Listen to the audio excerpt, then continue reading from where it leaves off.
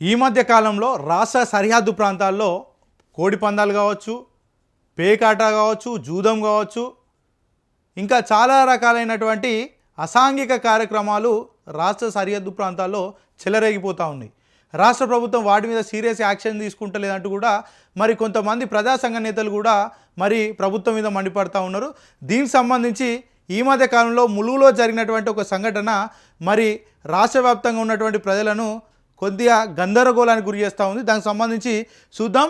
ఇక ములుగు జిల్లాకు సంబంధించి కోడి పందాలు కేర్ ఆఫ్ ములుగు కాంగ్రెస్ నేత అండతో జోరుగా పందాలు, ప్రత్యేకంగా వాట్సాప్ గ్రూప్ ఏర్పాటు, 1000 మంది వరకు సభ్యులు, వారంలో 3 రోజుల ఆటలు, జూదగాళ్లను ప్రత్యేక వాహనంలో తరలింపు, ఛత్తీస్గఢ్ శివార్లో పోటీలు నిర్వహణ, రోజుకు 50 లక్షల వరకు బెట్టింగ్ అంటూ కూడా చూడొచ్చు.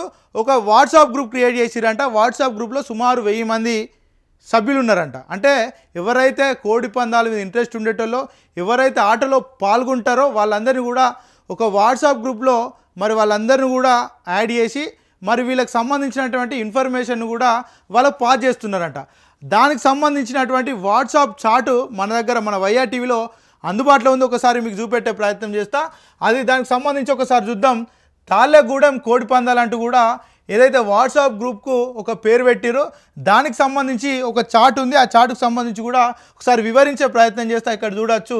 మొదటగా గాంధీ జయంతి వల్ల ఈరోజు పందాలు లేవు, ఎవరూ రాకండి, గ్రూప్లో ఉన్న వాళ్ళు అందరికీ తెలియపరచగలరు అంటూ కూడా చూడొచ్చు. వీళ్ళకు అంటే చట్టపరమైనటువంటి అవగాహన లేకపోవచ్చు కానీ దేశభక్తి అవుతుంది. గాంధీ జయంతి ఉండడం వల్ల ఈరోజు కోడి పందాలు ఉండవు అంటూ కూడా వాళ్ళు మెసేజ్ చేసిరు. వాళ్ళు ఒక ఇన్ఫర్మేషన్ ఆటగాళ్ళకైతే ఇచ్చిరు. అదేవిధంగా మరొక రోజు మెసేజ్ పెట్టిరు, తాళ్ళగూడెంలో ఆదివారం పందాలు ఉన్నాయి, అందరు రాగలరు. ఆదివారం తాళ్ళగూడెంలో పందాలు ఉన్నాయి, అందరు రాండి అంటూ కూడా ఆ 1000 మందికి అయితే ఇన్ఫర్మేషన్ పాస్ చేసిరు. ఆ తర్వాత వన్ సైడ్ 6 జోడీలు ఉన్నాయి.